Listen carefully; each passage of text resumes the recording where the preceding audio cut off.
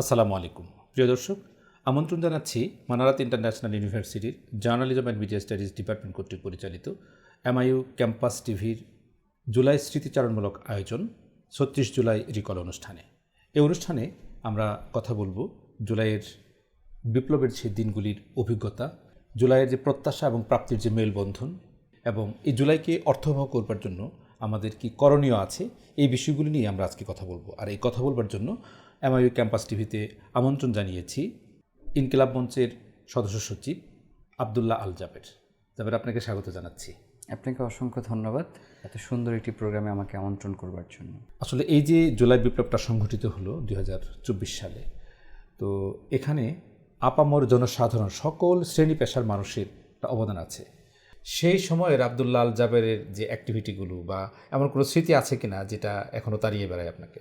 আচ্ছা, প্রথমত আমার জুলাই এই যে গণ অভ্যুত্থানটা হলো, এখানে আমার সরাসরি অংশগ্রহণের সুযোগ হয়েছে 14 তারিখ থেকে আর কি। এরপরে এখন পর্যন্ত এটা চলছে। তো 16 তারিখে আমরা মানারাত বিশ্ববিদ্যালয়ের বেশ কিছু শিক্ষার্থীদেরকে সঙ্গে নিয়ে আমরা ভাটারা থানার সামনে আমরা একটা আন্দোলন করছিলাম। তো সারা রাত 15 তারিখ সারা রাত ধরে আমরা বিভিন্ন প্ল্যাকার্ডগুলো লিখছিলাম। তো সকালবেলা সারা রাত তো ঘুমাইনি, তো সকালবেলা ওদেরকে বললাম যে তোমরা একটু কাইন্ডলি আগে যাও, আমি একটু পরে আসছি আর কি। তো পরে মনে হইলো যে ওরা তো এর আগে কখনো এই ধরনের আন্দোলন করে নাই, তো সেই ক্ষেত্রে আর বিভিন্ন গলিতে ছাত্রলীগ অবস্থান করছে, তো ওরা যদি এইখান থেকেই মিছিল নিয়ে যায় তাহলে তো ওরা হামলার সম্মুখীন হতে পারে আর কি। তো পরবর্তী সময়ে ওরা নেমে যাওয়ার একটু পরেই আমি আবার পাঞ্জাবি পরে আর কি ওদের পিছনে পিছনে দৌড় দিলাম আর কি। তো ওরা আসলে সেই ভুলটাই করেছে, ওরা একদম ইউনিভার্সিটির গেটের সামনে থেকে মিছিল নিয়ে এরপরে ওরা ফাটানা থানার সামনে গেছে। তো ফাটানা থানার সামনে যাওয়ার পরে ওদের কাছ থেকে পুলিশ ওই যে আপনার লাঠি টাঠি যা ছিল আর কি ওইগুলো সব কিছু নিয়ে নেয় আর কি। তো পরবর্তী সময়ে পেছন থেকে ছাত্রলীগ এসে আর কি ওই লাঠিগুলোই পুলিশের কাছ থেকে নিয়ে আর কি ওদেরকে বেধড়ক পিটায়। তো আমার ক্ষেত্রে যে ব্যাপারটা ঘটেছে সেটা সবাই তো অনেক দুঃখের কথা বলে, তো আমি একটু আর কি জাস্ট জুলাই মানে মজার স্মৃতিও তো থাকে মানুষের।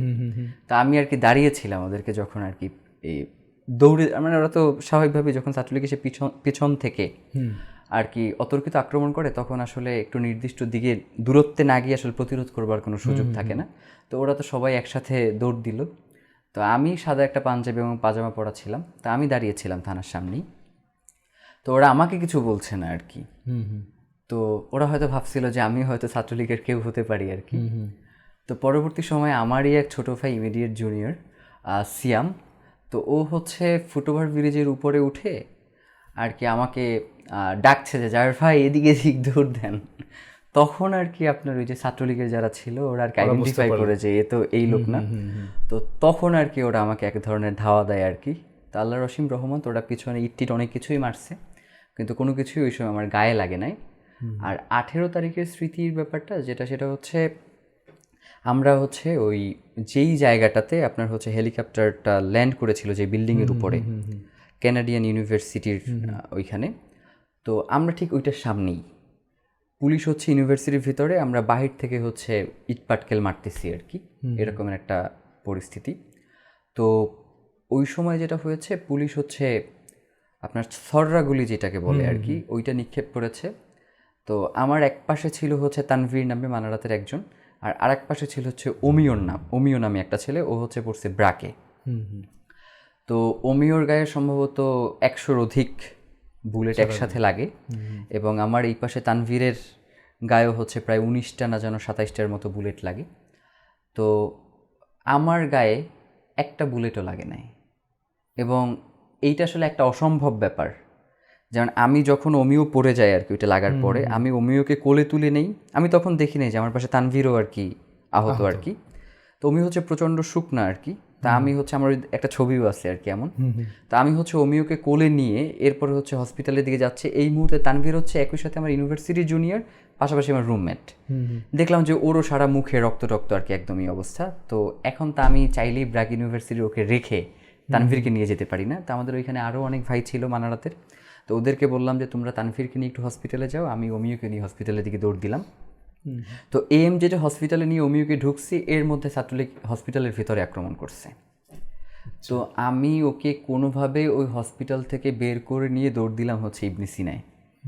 তো ইবনে সিনায় আমরা যাওয়ার সাথে সাথে ইবনে সিনা বন্ধ করে দিল, ওখানেও সুযোগ পেলাম না। তো পরবর্তীতে আমরা বাড্ডা জেনারেল হসপিটালে গেলাম।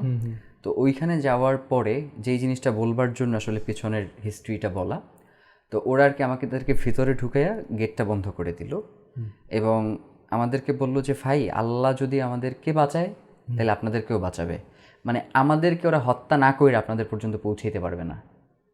ওরা গেট বন্ধ করে দিল এবং আমাদেরকে ভিতরে রুমে নিয়ে ট্রিটমেন্ট করলো আর কি, হোমিও এবং পাশাপাশি আরও বেশ কয়েকটা গিয়ে দেখলাম যে ব্রাক নর্থ সাউথের কেউ চোখ হারিয়েছে, কেউ হচ্ছে পুরো শরীর ঝাঁঝরা হয়ে গেছে। তো মানে এইটা আল্লাহর একটা, মানে এই জিনিসটা আল্লাহর পক্ষ থেকে আসছে আর কি। যেমন দেখেন যে চোখের সামনে দেখলাম যে মানুষ গুলিবিদ্ধ হয়ে পড়ে যাচ্ছে, আমরা কিন্তু আবার ওদেরকে সেফলি বাসায় পৌঁছে দিয়ে আমরা আবার আন্দোলনে চলে আসছি। মানে ওই সময় আল্লাহ আমাদের ভয় আমাদের জীবন থেকে দূর করে দিয়েছিলেন, মানে কোনো ভয় আমাদেরকে কাবু করতে পারে নাই। তো এরপর থেকে এগুলো আমাদের প্রতিনিয়ত ঘটনা, প্রত্যেক দিন আন্দোলনে আসি এবং হচ্ছে বাসায় গিয়ে রাতে কাঁদি, আবার সকালবেলা আন্দোলনে বের হই। তো এর মাঝখানে এমন একটা পরিস্থিতি তৈরি হয়েছে যে 3 দিন আমাদেরকে পালিয়ে থাকতে হয়েছে। তো আজকে আমি কখনোই এটা কোনো জায়গায় বলিনি, যে ডক্টর যার বাসায় আমাদেরকে আশ্রয় দিয়েছিলেন আজকের এই ক্যামেরার মাধ্যমে, তার প্রতি ভীষণ কৃতজ্ঞতা জানাই যে অচেনা 3-4 জন মানুষকে আপনার বাসায় 2-3 দিন রেখেছেন। মানে এইটা আসলে কখনোই আমরা এই কৃতজ্ঞতা শেষ করতে পারবো না। তো এই ধরনের অসংখ্য স্মৃতি আছে আমাদের পুরো জুলাই গণ অভ্যুত্থান জুড়ে। তো এই স্মৃতিগুলোকে আমরা আগামীর দিনের বাংলাদেশ বিনির্মাণের ক্ষেত্রে যাতে কাজে লাগাতে পারি এবং যাতে আমরা পরবর্তী সময়ে আর কখনো ভুল না করি, একটা নতুন বাংলাদেশের স্বপ্ন নিয়ে যে আমরা জুলাই গণ অভ্যুত্থান ঘটিয়েছি সেটা যাতে তার মতো করে তৈরি হয়, এমনটা আমাদের সকলের প্রত্যাশা। আসলে এই যে জুলাই বিপ্লবটা সংঘটিত হলো, বড় অবদান রেখেছে হলো বাংলাদেশের যে বেসরকারি বিশ্ববিদ্যালয়গুলো। তো আপনি বেসরকারি বিশ্ববিদ্যালয় ছিলেন, তো সেখানে আসলে বেসরকারি বিশ্ববিদ্যালয়কে মূল্যায়নের ক্ষেত্রে কতটুকু মূল্যায়ন করা হয়েছে এবং অবদান যে ছিল, এই বিষয়গুলি নিয়ে আপনি কী বলবেন? প্রথমত হচ্ছে প্রাইভেট বিশ্ববিদ্যালয়, জুলাই যে গণ অভ্যুত্থান, এটা আসলে প্রাইভেট বিশ্ববিদ্যালয়কে ছাড়া কল্পনা করা যায় না। কারণ আপনি দেখবেন যখন ঢাকা বিশ্ববিদ্যালয় সহ পাবলিক ইউনিভার্সিটিগুলো বন্ধ করে দেওয়া হলো, তখন আমরা কিন্তু একটা হতাশার মধ্যে পড়ে গিয়েছিলাম যে আসলে আমরা কোন দিকে যাব, বা হচ্ছে এই আন্দোলনটা এখানেই শেষ কিনা। কারণ হচ্ছে পাবলিক ইউনিভার্সিটি যারা পড়াশোনা করে এরা সাধারণত হলে থাকে এবং এর বাইরে আসলে তার থাকবার মতো ঢাকা শহরে খুব একটা জায়গা নেই যেখানে থেকে সে আসলে আন্দোলনটা কন্টিনিউ করতে পারে। তো তখন আমাদের কাছে আসলে প্রাইভেট বিশ্ববিদ্যালয় বাঁশের কেল্লা হিসেবে আবির্ভূত হলো। কারণ আপনি জানেন যে ঢাকা শহরের যে স্পটগুলোতে সব থেকে বেশি আন্দোলন হয়েছে, আর সেগুলোর প্রত্যেকটা স্পটেই কোনো না কোনো প্রাইভেট বিশ্ববিদ্যালয় রয়েছে। তো প্রাইভেট বিশ্ববিদ্যালয়কে জুলাই গণ অভ্যুত্থানের একটা আশীর্বাদও বলা যায় যে তারা মূল পয়েন্টগুলোতে থাকবার কারণে সেগুলোকে অবরোধ করে এই আন্দোলনকে সফল করতে অনেকটা সহযোগিতা করেছে। এবং আপনি দেখেন যে মানে যাদেরকে বিভিন্ন সময় বিভিন্নভাবে কটূক্তি করা হতো যে প্রাইভেট বিশ্ববিদ্যালয়ে পড়ে, ব্রয়লার মুরগি আরও যা যা আছে আর কি, তো সেই মানুষগুলো যার কোটার সাথে কোনো ধরনের সম্পর্ক নেই, মানে তার মানে আমার কাছে যেটা মনে হয় যে প্রাইভেট বিশ্ববিদ্যালয় থেকে বিসিএসে আসা এইটার সংখ্যা 1%ও হবে না। তো সেই জায়গা থেকে আসলে ঝাঁপিয়ে পড়া এইটা আসলে শুধু কোটার জন্য হয় না, এটা হয়েছে বাংলাদেশের জন্য। কারণ এই কোটা সংস্কার আন্দোলনটা তুমি কে আমি কে রাজাকার এরপরে আসলে আর কোটা সংস্কারের আন্দোলনে থাকে নাই। এইটা তখন হয়ে গেছে বাংলাদেশের মানুষের একটা আজাদির লড়াই। এবং সেই ক্ষেত্রে প্রত্যেকটা বিশ্ববিদ্যালয় রাজপথে অবতীর্ণ হয়েছে এবং তার জায়গা থেকে সর্বোচ্চটুকু দিয়েছে। যেমন 18 তারিখে আমার হচ্ছে ব্রাক ইস্ট ওয়েস্টের সাথে আন্দোলন করবার সুযোগ হয়েছে, আমি সেখানে স্পষ্ট দেখেছি, মানে অনেকেই দেখেছে হেলিকপ্টার এসেছে, তারপর হচ্ছে উদ্ধার করে নিয়ে গেছে ভিডিওতে, আর আমরা দেখেছি এগুলো সরাসরি। এবং তখন যেই জিনিসটা হয়েছে, মানে ধরেন চোখ চলে যাচ্ছে, মানে তার চোখের ভিতরে গুলি লেগেছে, সে আর কিছু দেখতে পারছে না। তো তাকে যখন আমরা ধরে হসপিটালে নিয়ে গেলাম, সে বলতেছে যে ভাই আমি তো হয়তো মনে হয় আন্দোলনে কন্টিনিউ করতে পারবো না, কিন্তু হাসিনার কি পতন হবে? তো এই যে মানুষের যে স্পিরিটের জায়গাটা, প্রাইভেট বিশ্ববিদ্যালয়ের শিক্ষার্থীদের যে আকাঙ্ক্ষার যে জায়গাটা, এই জায়গায় আমার কাছে মনে হয় যে বাংলাদেশে যদি এককভাবে কাউকে সব থেকে বেশি সম্মানিত করতে হয় জুলাই গণ অভ্যুত্থানের ক্ষেত্রে, তাহলে প্রাইভেট বিশ্ববিদ্যালয় এবং হচ্ছে কওমি অঙ্গনে যারা ছিলেন তাদেরকে একটু আমাদের এগিয়ে রাখতে হবে, কারণ তাদের যে অবদান এটা কোনোভাবেই অস্বীকার করবার মতো না। গণ অভ্যুত্থানের প্রকৃত যেই আপনার রূপটা এটা পেয়েছে মূলত 18 তারিখে প্রাইভেট বিশ্ববিদ্যালয়ের শিক্ষার্থীদের আত্মত্যাগের মধ্য দিয়ে। এবং সব থেকে হতাশার বিষয় যেটা, সেটা হচ্ছে তাদের এই এত এত আত্মত্যাগের পরেও আর রাষ্ট্রের পক্ষ থেকে বা হচ্ছে যারা এই আন্দোলনের নেতৃত্ব দিয়েছেন তাদের জায়গা থেকে যতটুকু এগিয়ে আসবার কথা ছিল তারা সেইভাবে আসলে আসে নাই। এবং আমাদেরকে একটা মুখস্থ বুলি দেয়া হয়েছে যে আমরা আগে পড়ার টেবিলে ছিলাম, মাঝখানে দেশের প্রয়োজনে আমাদেরকে রাস্তায় আসতে হয়েছে, আবার আমরা পড়ার টেবিলে ফিরে গেলাম। মানে এইটা হচ্ছে আপনাকে আপনার ন্যায্য পাওনা থেকে বঞ্চিত করবার জন্য একটা ওই দুধ ভাত খেলার মতো। তো আমরা সবসময়ই এই জায়গাটাতে অপোজ করে আসছি এবং এখন পর্যন্ত আমার কাছে মনে হয় যে বাংলাদেশে প্রাইভেট বিশ্ববিদ্যালয়ের শিক্ষার্থীদের রাষ্ট্রের অনেক কিছু দেয়ার আছে এবং রাষ্ট্রের তাদের কাছ থেকে অনেক কিছু নেয়ার আছে, কিন্তু রাষ্ট্র কেন যেন সবসময় সব জায়গায় এই শিক্ষার্থীদেরকে একটা অবমূল্যায়ন করবার চেষ্টা করেন। ঢাকা ইউনিভার্সিটিতে আপনার এমফিলে ভর্তির ক্ষেত্রে তাদেরকে যেভাবে অবমূল্যায়ন করা হয়, বা হচ্ছে পাবলিক প্রাইভেটের যে বৈষম্যটা এখন পর্যন্ত বাঁচিয়ে রাখা হচ্ছে, আমার কাছে মনে হয় না যে এইটার খুব একটা দরকার আছে। আমার কাছে মনে হয় যে এই সুযোগগুলো যদি আরও বেশি করে বৃদ্ধি করা হয় তাহলে রাষ্ট্রীয় উপকৃত হবে, ক্ষতি হওয়ার কোনো সুযোগ নাই। কারণ প্রাইভেট বিশ্ববিদ্যালয়ে যারা পড়াশোনা করে এদের মনে হয় অধিকাংশ শিক্ষার্থী যারা 1 থেকে 2 বছরের মধ্যে বিভিন্ন চাকরিতে ঢুকে যায়, কিন্তু পাবলিক ইউনিভার্সিটির ক্ষেত্রে কিন্তু এই জিনিসটা হয় না। তারা দীর্ঘ সময় ধরে একটা বিসিএস এর আশায় তারা বেকার বসে থাকে এবং সেটা তো আসলে রাষ্ট্রের জন্য ক্ষতি। মানে এই বিসিএস এ আপনার কতজনকে আপনি চাকরি দিচ্ছেন? 3000, 3500, 4000, কিন্তু অপেক্ষা করছে কত মানুষ বেকার হিসেবে? সেই সংখ্যাটা কিন্তু হচ্ছে 3-4 লক্ষ। তো এই যে এত লক্ষ মানুষ বেকার থাকছে, কিন্তু প্রাইভেট বিশ্ববিদ্যালয় কিন্তু বেকার থাকছে না, সে কিছু না কিছু করছে এবং রাষ্ট্রকে ট্যাক্স দিচ্ছে। তো সেই জায়গা থেকে আমার কাছে মনে হয় যে প্রাইভেট বিশ্ববিদ্যালয় কেন্দ্রিক রাষ্ট্রীয়ভাবে যেই কোণঠাসা করে রাখবার একটা প্রবণতা রয়েছে, অন্তত জুলাই গণ অভ্যুত্থানের পরে এই জায়গাটা থেকে রাষ্ট্রের সকল কর্তা ব্যক্তি যারা রয়েছে তাদের সরে আসা উচিত। কারণ প্রাইভেট বিশ্ববিদ্যালয় না থাকলে হয়তো জুলাই গণ অভ্যুত্থানের যেই সুফল আমরা ভোগ করছি, আল্লাহ হয়তো সেই সুফল আমাদেরকে দান করতেন না। জি, আপনি যথার্থই বলেছেন যে আসলে যখন আমরা দেখছিলাম যে আন্দোলনটা একদম স্তীমিত হয়ে যাচ্ছে, কে এর হাল ধরবে, মানে কোনো আশা দেখা যাচ্ছিল না, তখনই আসলে প্রাইভেট ইউনিভার্সিটি এগিয়ে এসেছে একটা ভ্যানগার্ডের মতো আর কি, এবং জুলাই বিপ্লবকে বাঁচিয়ে রেখেছে, সামনে এগিয়ে নিয়ে গেছে। তো আমরা আসলে যে প্রত্যাশা নিয়ে জুলাই বিপ্লবটা হয়েছিল এবং সেই প্রত্যাশার জায়গায় আসলে আমাদের প্রাপ্তি কতটুকু, বা এই যে জুলাই সনদের কথা আমরা শুনলাম, এই জুলাই সনদটাকে যদি বাস্তবায়ন করা না হয় তাহলে কি আমরা সেই পুরনো রাজনৈতিক যে বন্দোবস্ত সেখানে কি থেকে যাচ্ছি?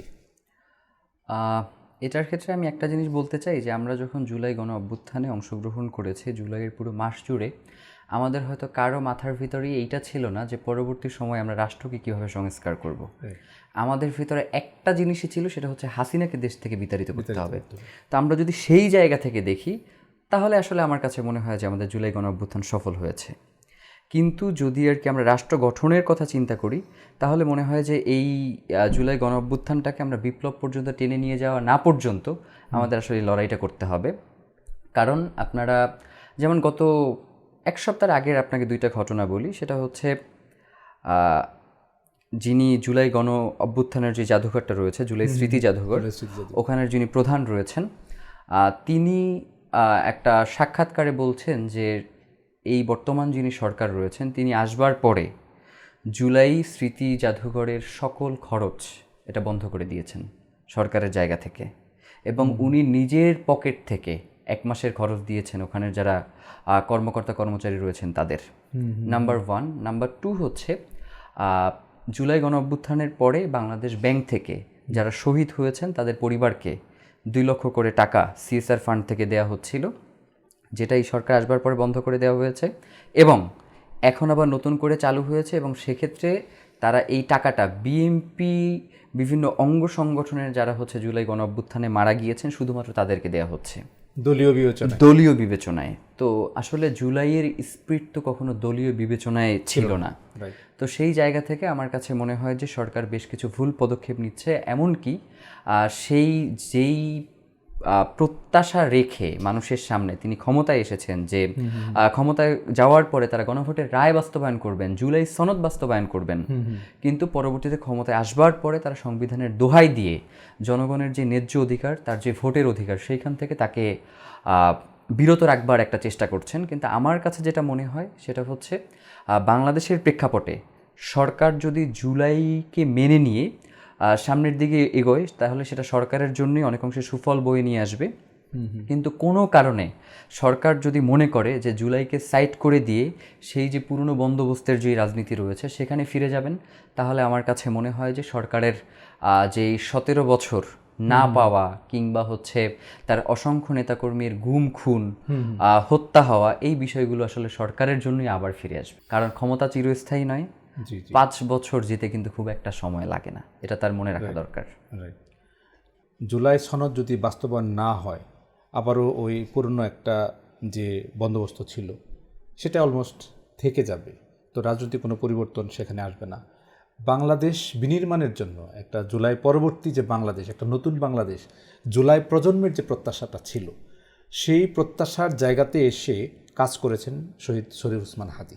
তিনি অবদান রাখতে চেষ্টা করেছেন, তার সংক্ষিপ্ত জীবনে যে ইম্প্যাক্টটা তৈরি করেছেন, তো তার যে অভাব, সেই অভাবটা আসলে পূরণ হবে কিনা, বা আপনারা তাকে কেন্দ্র করে তার আদর্শকে এগিয়ে নেবার জন্য আপনার কী পরিকল্পনা আছে? দেখেন, শহীদ ওসমান হাদীর শাহাদাতের আজকে 219তম দিন। তো এই 219তম দিনে পুরো বাংলাদেশ একত্রিত করেও কিন্তু আমরা শহীদ ওসমান হাদীর অভাব দূর করতে পারি নাই, এবং এখন পর্যন্ত বাংলাদেশের প্রত্যেকটা মানুষের জায়গা থেকে তারা এইটুকু বলবার চেষ্টা করেন যে আজকে যদি শহীদ ওসমান হাদী জীবিত থাকতেন তাহলে হয়তো উনি এই জায়গাটাতে মারাত্মকভাবে লড়াই করতেন এবং চেষ্টা করতেন যাতে সরকার মানে দিল্লির তোষামোদি বাদ দিয়ে বাংলাদেশ পন্থার যে রাজনীতি সেটা করেন। তো এটা আসলে মানুষের প্রত্যাশার জায়গা। তো শহীদ ওসমান হাদীকে আল্লাহ ভেস্ট নসিব করুক। তো আমরা একটা জিনিস সবসময় চিন্তা করি, সেটা হচ্ছে শহীদ ওসমান হাদী শাহাদাত বরণ করেছেন, তাকে আসলে কেন শাহাদাত বরণ করতে হলো, তিনি আসলে কি এমন লড়াইটা শুরু করেছিলেন যার জন্য এই যে এস্টাবলিশমেন্ট তাকে হত্যা পর্যন্ত করলো আর কি। তো সেই জায়গাটা খুঁজে আমার কাছে যেটা মনে হয়েছে বা আমাদের পুরো টিমের কাছে যেটা মনে হয়েছে সেটা হচ্ছে বাংলাদেশের যে রাজনীতিটা চলে এটা আসলে শুধুমাত্র হচ্ছে আমাদের কাছে একটা আইওয়াশের মতো, যে আগে থেকেই সব কিছু ঠিক করা থাকে যে আসলে কে ক্ষমতায় আসছে বা কে ক্ষমতা থেকে যাচ্ছে। বাংলাদেশের মানুষের আর কি একটা তাদের সামনে কোনো কিছু একটা দেখানো দরকার যে এমন করে হচ্ছে। তো ওই জিনিসটাই মূলত আসলে দেখায়, নয়তো আর কি প্রায় 70% মানুষ গণভোটের রায়ে হ্যাঁ ভোট দিল, কিন্তু পরবর্তী সময় সরকার এসে তার পছন্দ অনুযায়ী যেইটা তাকে ক্ষমতায় বসিয়েছে সেইটা সে মানলো, কিন্তু যেইটা ক্ষমতার ভারসাম্য রক্ষা করে সেইটা সে মানলো না।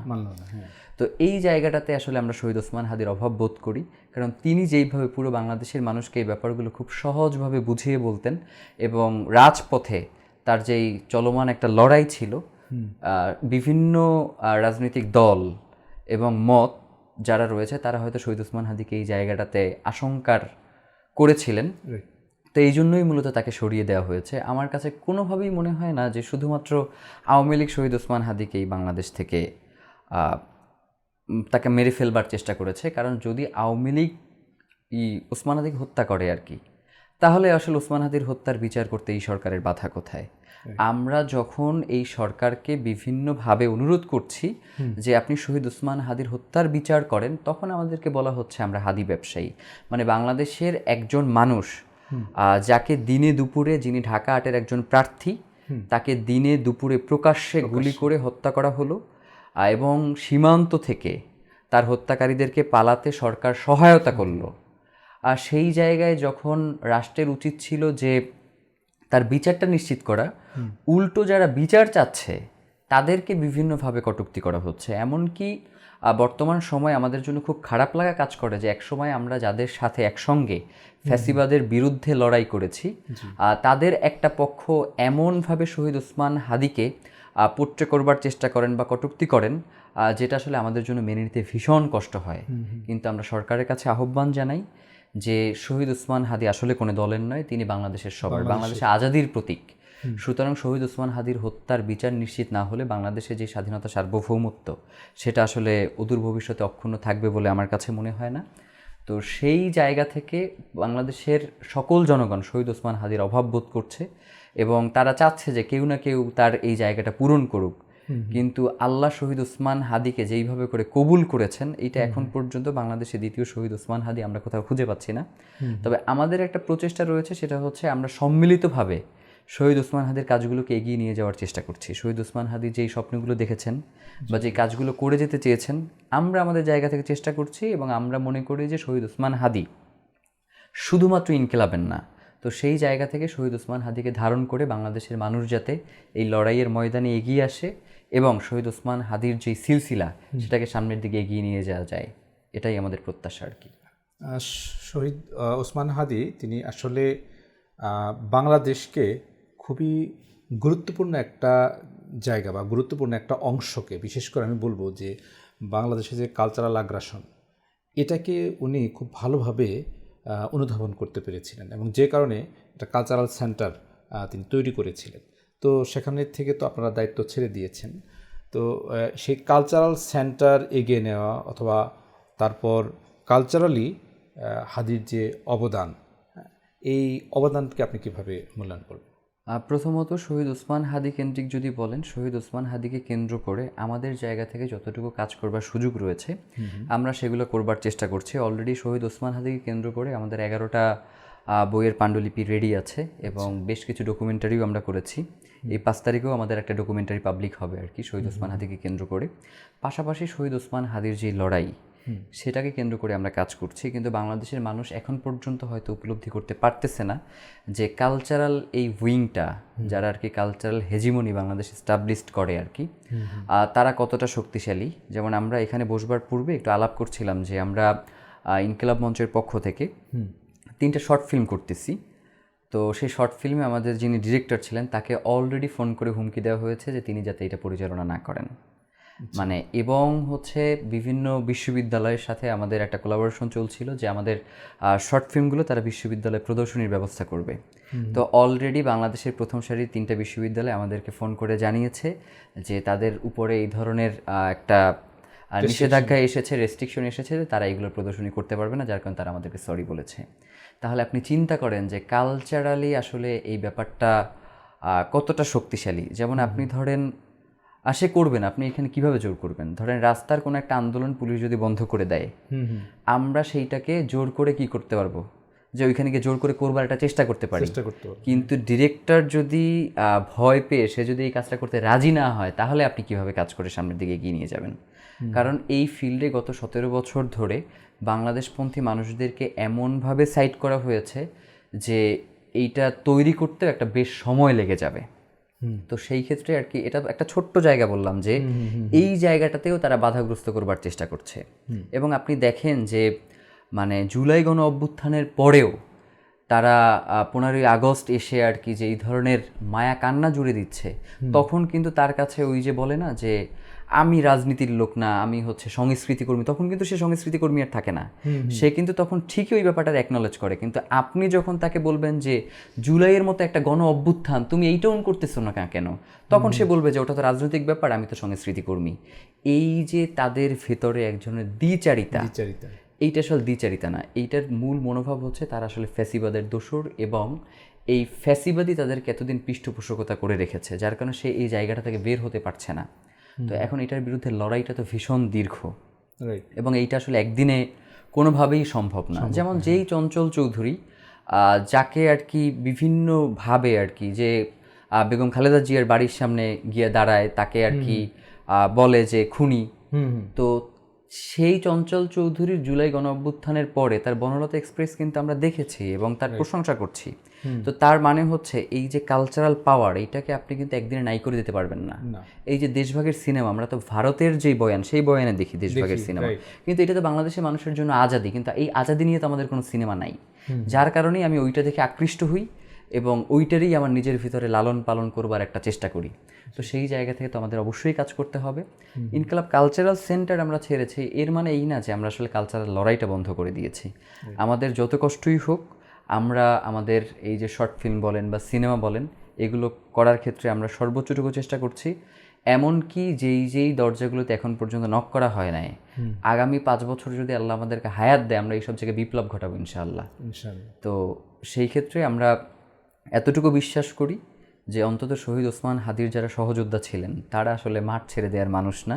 তাদেরকে যত ধরনেরই প্রলোভন দেখানো হোক বা যত হুমকি দেয়া হোক, তারা আসলে ওইগুলো সব কিছু পার করে এসেছে। তো এইগুলোতে আসলে খুব একটা কাজ করবে বলে আমার কাছে মনে হয় না। আমরা আমাদের লড়াই স্থির আছি এবং এই লড়াইকে আমাদের জীবনের শেষ দিন পর্যন্ত আমরা সঙ্গে করে নিয়ে যেতে চাই। জি, তো আসলে এই যে জুলাই বিপ্লবটা হলো, বিপ্লব পরবর্তী সময়ে আমরা তো স্বাভাবিকভাবেই আশা করেছিলাম একটা বড় ধরনের পরিবর্তন, বা আমরা যেটা প্রত্যাশা করেছিলাম আপামর জনসাধারণ সকল শ্রেণী পেশার মানুষই পরিবর্তনটা চেয়েছিল। তো আসলে এই জুলাই বিপ্লবটাকে, গণঅভ্যুত্থানটাকে আসলে অর্থবহ করবার জন্য করণীয় কী হতে পারে? একটা হলো তরুণ প্রজন্মের দিক থেকে, আবার গভর্নমেন্টের পক্ষ থেকে। এটা আসলে করণীয়টা কী? আচ্ছা, প্রত্যাশা এগুলো তো আসলে প্রতিনিয়ত পরিবর্তন হয় এবং প্রতিনিয়ত বাড়ে। যেমন জুলাই গণ অভ্যুত্থানের সময় আমাদের এক ধরনের প্রত্যাশা ছিল হাসিনাকে দেশ থেকে বিতরণ করতে হবে। আবার জুলাই গণ অভ্যুত্থানের পরে আমাদের প্রত্যাশা তৈরি হয়েছে যে দীর্ঘ 55 বছর পরে আমরা একটা নতুন রাষ্ট্র বিনির্মাণের সুযোগ পেয়েছি, আমরা আমাদের মতো করে একটা রাষ্ট্র তৈরি করব যেইখানে কোনো ধরনের আধিপত্যবাদ থাকবে না, যেইখানে কোনোভাবেই এই যে কালচারাল হেজিমনি এইগুলোকে আর চলতে দেওয়া যাবে না। তো সেই জায়গা থেকে আমাদের প্রতিনিয়ত প্রত্যাশা তৈরি হয় এবং আমরা কাজ করছি। তো ব্যাপার যেটা, সেটা হচ্ছে কেউ যদি সেই প্রত্যাশা রাখতে না চায় বা সে যদি মনে করে যে জনগণের যেই চাহিদা এটাকে এড়িয়ে গিয়ে তার যে নিজস্ব এজেন্ডা সেটাকে বাস্তবায়ন করলেই বোধহয় মুক্তি মিলবে, তাহলে আমার কাছে মনে হয় যে তার এই ধারণাটা ভুল। কারণ গত 17 বছর বাংলাদেশের মানুষের কাছে, মানে বাংলাদেশের সকল মানুষ কিন্তু গত 17 বছর আওয়ামী লীগ হয়ে গেছিল আর কি। মানে বাংলাদেশে আওয়ামী লীগের বাইরে আর কাউকে খুঁজে পাওয়া যাইতো না আর কি। মানে যাকেই জিজ্ঞেস করা হইতো সেই আওয়ামী লীগ, হয় সে ছাত্রলীগ, যুবলীগ, নয়তো আওয়ামী লীগ। তো এরপরে তাইলে এই যে জুলাই গণ অভ্যুত্থানে লক্ষ লক্ষ মানুষ, তারা কোথা থেকে আসলো? তার মানে হচ্ছে মানুষ একটা নির্দিষ্ট সময় পর্যন্ত অপেক্ষা করেছে যে অন্তত এমন একটা জিনিস তৈরি হোক যার পরে সে এই ধাক্কাটা দিবে আর কি।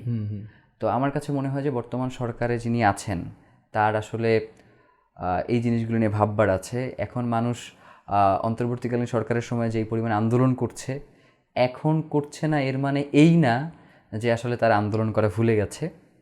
তারা আসলে এই সরকারকে একটা সময় দিতে যাচ্ছে যে একটা জুলাই গণ অভ্যুত্থানের পরে দেশের একটা টালমাটাল অবস্থা, দীর্ঘদিন অন্তর্বর্তীকালীন সরকার ক্ষমতায় ছিল, অর্থনৈতিক অবস্থা খুব একটা ভালো না, বা প্রশাসনিক জায়গাটাও খুব একটা স্থিতিশীল না। তো সেই জায়গা থেকে তারা বিএনপি সরকারকে একটা নির্দিষ্ট পরিমাণ সময় দিতে চেয়েছে যার মাধ্যমে সে একটু গুছিয়ে উঠতে পারে।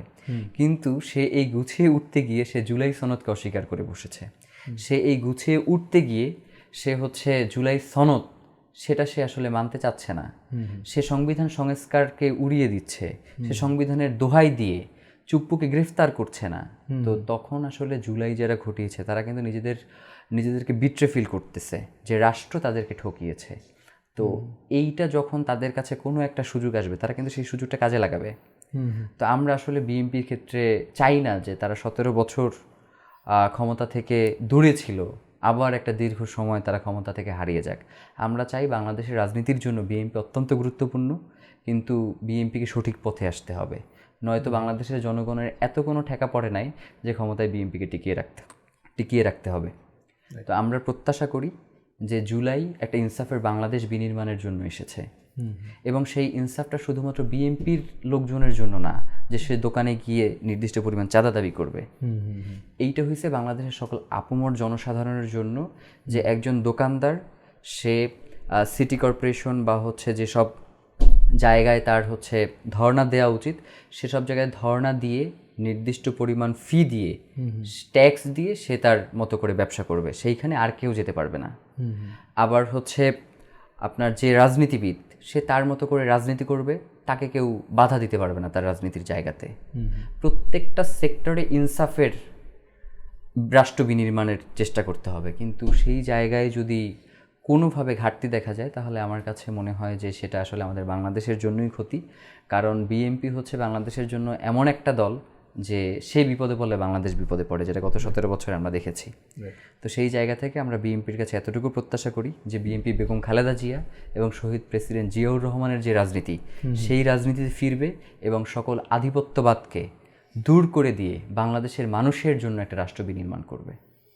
হ্যাঁ, সেটা আমাদের সহ আসলে আপামর জনসাধারণ পুরো বাংলাদেশেরই সেটাই আসলে প্রত্যাশা। তো মানারাত ইন্টারন্যাশনাল ইউনিভার্সিটির journalism and media studies department কর্তৃক পরিচালিত এমআই ক্যাম্পাস টিভির এই স্টুডিওতে এসে আপনি সময় দিয়েছেন, আপনার মূল্যবান সময় দিয়েছেন। এই জন্য ক্যাম্পাস টিভির পক্ষ থেকে আপনাকে অনেক অনেক ধন্যবাদ জানাচ্ছি। আপনাদেরকে অসংখ্য ধন্যবাদ। প্রিয় দর্শক, এই ছিল আমাদের আজকের আয়োজনে। পরবর্তী পর্ব দেখবার জন্য সকলকে আমন্ত্রণ জানাচ্ছি। আপনারা দেখছেন 36 জুলাই রিকল অনুষ্ঠান। সকলে ভালো থাকবেন, সুস্থ থাকবেন। শুভকামনা সকলের জন্য। আল্লাহ হাফেজ।